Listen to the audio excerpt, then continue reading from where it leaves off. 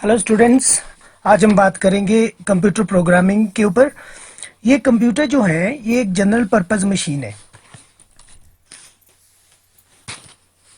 जो बहुत कम टाइम में बहुत सारे कैलकुलेशंस कर सकता है। आज के जो मॉडर्न कंप्यूटर्स हैं ये फ्रैक्शंस ऑफ सेकंड में मिलियंस क्या ट्रिलियंस कैलकुलेशंस को कर सकते हैं। पर बात यह है कि कंप्यूटर खुद से कुछ भी नहीं कर सकते। कोई भी काम करने के लिए इन्हें यूज़र से इंस्ट्रक्शन लेना पड़ता है। हमारी दी हुई इंस्ट्रक्शन के हिसाब से ही कंप्यूटर काम करता है। जो इंस्ट्रक्शन हम कंप्यूटर को देते हैं उन्हें हम प्रोग्राम कहते हैं। जो प्रोग्राम कंप्यूटर को इंस्ट्रक्शन देता है उसे हम प्रोग्रामर कहते हैं। जो पर्सन कंप्यूटर को इंस्ट्रक्शन देता है उसको हम प्रोग्रामर कहते हैं। आपके पास आजकल जो कंप्यूटर्स हैं उसमें पहले से काफ़ी सारे प्रोग्राम्स होते हैं।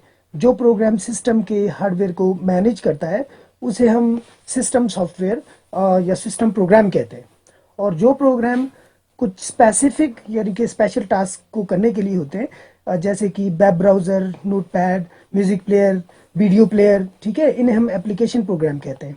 मान लो आप कोई ऐसा काम करना चाहते हो जिसके लिए कंप्यूटर में कोई प्रोग्राम नहीं है। आप इसके लिए खुद प्रोग्राम बना सकते हैं। अभी अभी जो मैंने कहा कि कंप्यूटर को काम करने के लिए यूज़र से इंस्ट्रक्शन लेना पड़ता है, तो जो भी इंस्ट्रक्शन कंप्यूटर लेगा उसे वो एग्जीक्यूट करता है। पर बात यह है कि हम कंप्यूटर को इंस्ट्रक्शन किस भाषा में दें, उससे कैसे इंटरेक्ट करें। जैसे मैं आपसे अभी हिंदी में बात कर रहा हूँ क्योंकि आप हिंदी अच्छे से समझ सकते हो, पर कंप्यूटर एक मशीन है। तो हम कंप्यूटर मॉडर्न मशीन है, तो हम कंप्यूटर से कैसे बात करें। ठीक है, आपने सुना ही होगा कंप्यूटर केवल बाइनरी लैंग्वेज को समझते हैं। इसमें केवल 0 और 1 होते हैं। ठीक है, 0 1 को हम कंप्यूटर हार्डवेयर में जैसे कि आप देख रहे हैं, ठीक है, कंप्यूटर का थोड़ा सा मैंने डायग्राम बनाया हुआ है। इसमें जो कंप्यूटर जो भाषा समझता है उसे हम बाइनरी लैंग्वेज कहते हैं। ठीक है, 0 1 की भाषा को कंप्यूटर समझता है। तो 0 1 को हम कंप्यूटर हार्डवेयर में ओनली क्या कर सकते हैं, मतलब ओनली इनको रिप्रेजेंट कर सकते हैं। जैसे कि एक वायर है हमारे पास, ठीक है, अगर इसमें करंट फ्लो हो रहा हो तो इसे हम 1 से रिप्रेजेंट करते हैं। यदि इसमें करंट नहीं फ्लो हो रहा हो तो हम इसको 0 से रिप्रेजेंट करते हैं। ठीक है, तो मतलब कहने का सीधा सा मतलब ये है कि अगर डाटा है तो 1 रिप्रेजेंट होगा, अगर डाटा नहीं है तो 0 रिप्रेजेंट होगा। ठीक है, तो जो बाइनरी कंप्यूटर जो है बाइनरी पैटर्न्स को यानी कि 0 1 के पैटर्न को समझता है। ठीक है, इसके हिसाब से कंप्यूटर काम करते हैं। बाइनरी लैंग्वेज को मॉडर्न या मशीन लैंग्वेज भी कहा जाता है। अब हम बात करेंगे कंप्यूटर प्रोग्रामिंग लैंग्वेजेस के ऊपर। ठीक है, कंप्यूटर लैंग्वेजेस के बारे में, प्रोग्रामिंग लैंग्वेजेस वो लैंग्वेजेस हैं जिनके ज़रिए हम कंप्यूटर से बात कर सकते हैं, जिनके ज़रिए हम कंप्यूटर से इंटरेक्ट करते हैं। ठीक है, प्रोग्रामिंग लैंग्वेजेस बहुत तरह के अवेलेबल हैं मार्केट में। ठीक है, या आईटी की फील्ड में। पहले टाइप का जो प्रोग्रामिंग लैंग्वेज है उसे हम क्या कहते हैं, मशीन लैंग्वेज कहते हैं। ठीक है, जैसे आप देख पा रहे हो मशीन लैंग्वेज, जिसको हम बाइनरी पैटर्न यानी 0 पैटर्न से रिप्रेजेंट करते हैं। ठीक है, दूसरी भाषा में हम 0 1 के पैटर्न में ही कंप्यूटर से बात करेंगे। ठीक है, मतलब जो भी इंस्ट्रक्शन आप कंप्यूटर को देना चाहेंगे वो हम 0 और 1 के पैटर्न में होना चाहिए। 0 1 के पैटर्न को कंप्यूटर बहुत ही जल्दी से एग्जीक्यूट करता है, परंतु इसे सीखना काफ़ी ज़्यादा मुश्किल होता है। ज़्यादा मुश्किल के कारण इसका एक अल्टरनेट ढूंढा गया और इस लैंग्वेज को प्रोवाइड किया गया जिसे हम असेंबली लैंग्वेज कहते हैं। ठीक है, जो नंबर 2 पे है, और असेंबली लैंग्वेज जिसे हम कहते हैं, जिसे जैसे मैंने बताया कि मशीन लैंग्वेज में 0 1 के पैटर्न से बात होती है।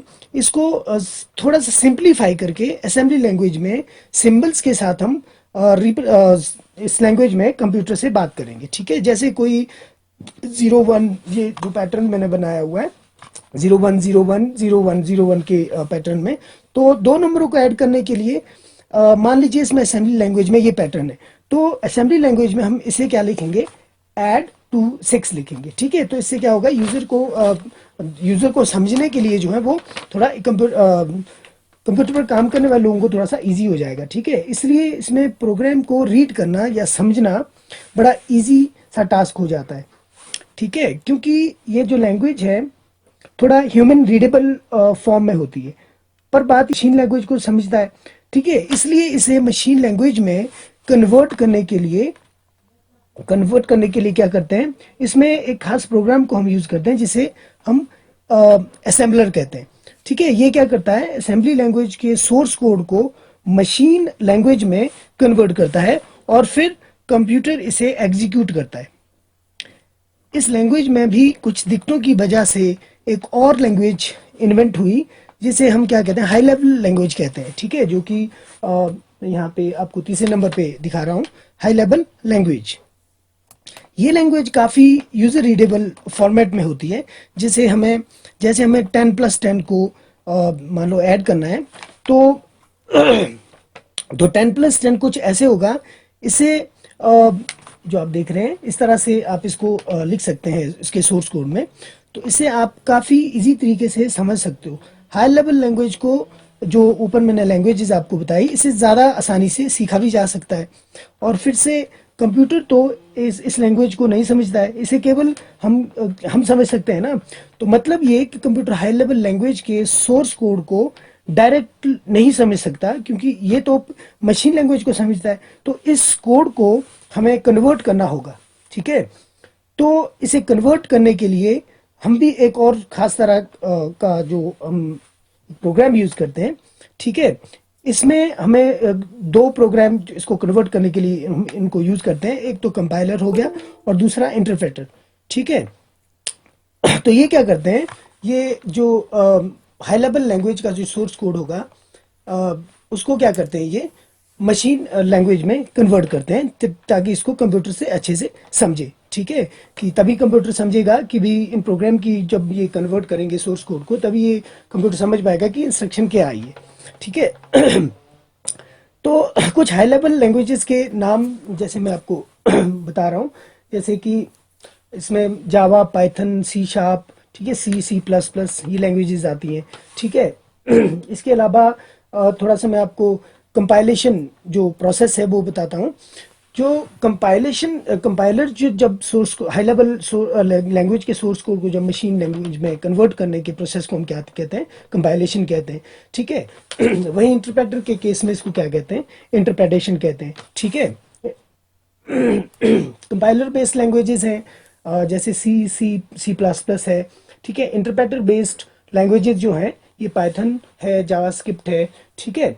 तो इस तरह से लैंग्वेजेस के थोड़े बेसिक कॉन्सेप्ट मैंने आपको बताए। हाँ, थोड़ा सा फोकस करूंगा कंपाइलर और इंटरप्रेटर को। इन दोनों की वर्किंग में थोड़ा सा जो फ़र्क ये है, कंपाइलर जो है वो मशीन, जो आपकी हाई लेवल लैंग्वेज का जो सोर्स कोड है, इसको वो एक ही बार पूरी तरह से कंपाइल करता है, ठीक है। इसमें जो एरर्स या जो फ्लॉज होते हैं वो ये क्या करता है, वो लास्ट में आपको बताएगा, ठीक है। और जो इंटरप्रेटर है ये लाइन बाय लाइन क्या करता है, ये एक लाइन को पहले एग्जीक्यूट करेगा, अगर आपकी अगली लाइन में अगर मान लीजिए कोई एरर या फ्लॉज होती है तो ये वहीं पर प्रोग्राम को ये टर्मिनेट या ब्रेक कर देगा वहाँ से, ठीक है। तो ये थोड़ा सा बेसिक्स हैं आपको समझने के लिए, ठीक है। बाकी हम जो इसके जो रूल्स हैं या इसके नियम क्या है लैंग्वेजेस के, ठीक है, जो भी लैंग्वेज आप पढ़ रहे हैं तो उनके बेसिक नियमों को या रूल्स को आपको थोड़ा सा स्टडी करना पड़ेगा, ठीक है। तो thank you so much, thank you.